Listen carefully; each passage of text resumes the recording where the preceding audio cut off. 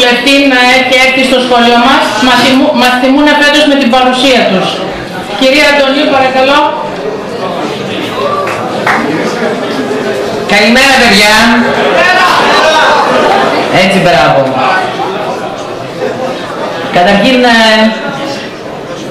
να ξεκινήσω από τους Άγιους Πατέρες που σας έδωσαν την πνευματική ευλογία για τη σημερινή ημέρα, την αγαπητή Διευθύντρια, τον συνάδελφο στη Βουλή, τον Δήμαρχο, εδώ που είναι όλοι παρόντες, τους εκπαιδευτικούς σας, αλλά κυρίως θα ήθελα σε εσάς, τα αγαπητά παιδιά αυτού του σχολείου, να απευθύνω τις ευχές μου για μια χρονιά γεμάτη υγεία, δημιουργικότητα, ζωντάνια, φιλοδοξίες και όνειρα.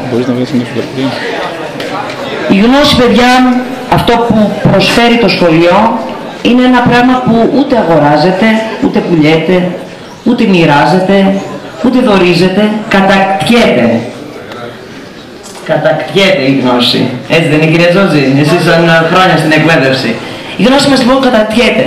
Με τη βοήθεια όλων αυτών των εξαίρετων εκπαιδευτικών σας, των γονιών σας που στηρίζουν την προσπάθειά σας, οφείλετε εσείς να αποκτήσετε αυτό το πολύτιμο αγαθό που θα σας βοηθήσει μετέπειτα στην πορεία σας μετά το σχολείο.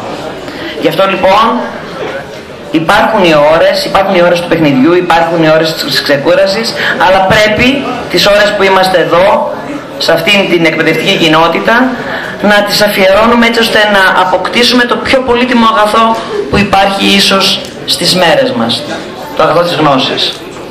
Θέλω να ευχηθώ υγεία, δύναμη, κουράγιο στους εκπαιδευτικούς σας και σε εσάς, έτσι ώστε η χρονιά που έρχεται, η νέα σχολική χρονιά, να είναι ακόμα καλύτερη από την προηγούμενη και με μεγαλύτερες επιτυχίες από πλευρά σας και μεγαλύτερα καταστρώματα. Καλή σχολική χρονιά σε όλους σας.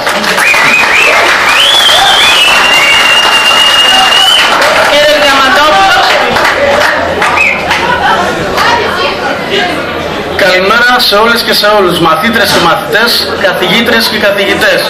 Η παρουσία μου εδώ έχει έναν ιδιαίτερο συμβολικό χαρακτήρα, καθώς το ΕΠΑΛ είναι το τελευταίο καταφύγιο για τα παιδιά των λαϊκών οικογενειών. Των λαϊκών οικογενειών που αφεμάζονται, που αντιμετωπίζουν μια ταξική επίθεση τα τελευταία χρόνια. Πέρασε ήδη ένας χρόνος από τότε που η αναγγελία της κυβέρνησης και του προηγούμενου Υπουργού να καρατομηθούν πάρα πολλές ειδικότητες, να βρεθούν καθηγητές και καθηγήτρες που δίνουν τον αγώνα μέσα από το επαγγελματικό λύκειο στον αέρα και να μην ξέρουν τι θα κάνουν στη ζωή τους. Από εκεί και πέρα ακούμε μόνο ευχολόγια. Εγώ δεν θα αναλωθώ σε ευχολόγια και δεν θα το κάνω αυτό, γιατί όπως λένε οι στίχοι από ένα τραγούδι που είχε μεγαλώσει τη δικιά μου γενιά, εδώ δεν πιάνουν οι κατάρες, δεν πιάνουν οι ευχές. Εδώ το τώρα ζητιανεύει λίγη πίκρα από το χθες. Αυτό που θα κάνω είναι να σας καλέσω να αγωνιστείτε. Αγωνιστείτε για τη ζωή και την αξιοπρέπειά σας.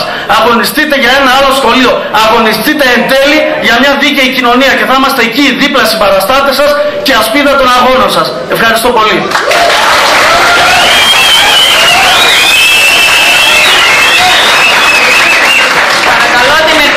Της Περιφερειακής Ενότητας Καστοριάς. Καλημέρα, παιδιά. Προσωπώ λοιπόν την περιφέρεια της Καστοριάς μας. Θα ήθελα να συνεχίσω το κομμάτι του κ. Διαμαντόπουλου.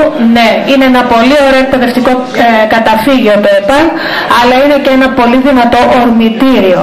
Θα ήθελα να αξιοποιήσετε την ευκαιρία που σας δίνετε. Κάποιοι βρεθήκατε εδώ τυχαία, κάποιοι γιατί ήταν συνειδητή επιλογή. Όποιοι και να ήταν οι λόγοι για τους οποίους είστε σήμερα εδώ, αξιοποιήστε αυτή την ευκαιρία.